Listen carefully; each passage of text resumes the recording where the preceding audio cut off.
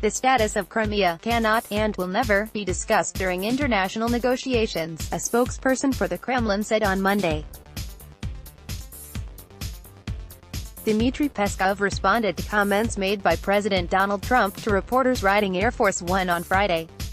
Trump told reporters he planned to discuss Moscow's 2014 annexation of Crimea from Ukraine, a move that is widely viewed as illegal under international law and saw Russia kicked out of the Group of Eight G8 summit, now the G7, which brings together the world's most advanced economies. The Russian president has repeatedly stated and explained to his interlocutors that such an issue as Crimea cannot and will never be on the agenda because Crimea is an integral part of Russia, Peskov said, Russian state news agency TASS reported. Peskov explained that President Vladimir Putin is ready to discuss all the other questions. In the search for potential common ground, Washington has sent mixed signals when it comes to Crimea.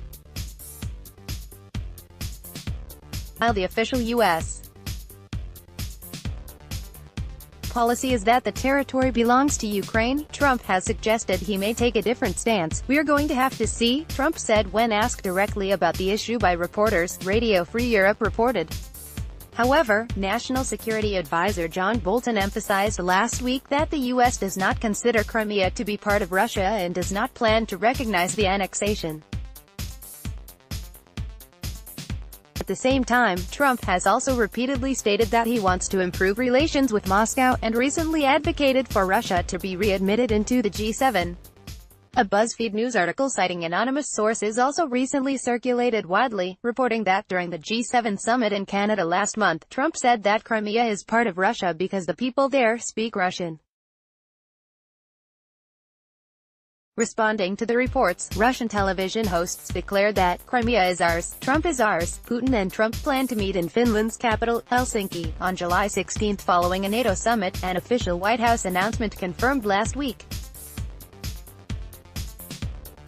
The two leaders have crossed paths twice since Trump began his term in office. However, both times the meetings came on the sidelines of bigger summits. The two leaders will discuss relations between the United States and Russia and a range of national security issues, the statement said. Despite Trump's stated goal of improving relations with Putin, European allies and neighbors of Russia are wary about Moscow's expansionist ambitions.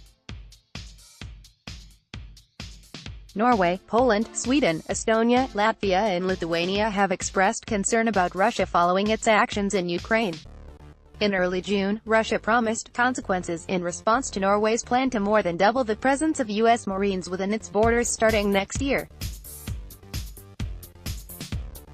In May, reports circulated suggesting that Poland had offered $2 billion for the U.S.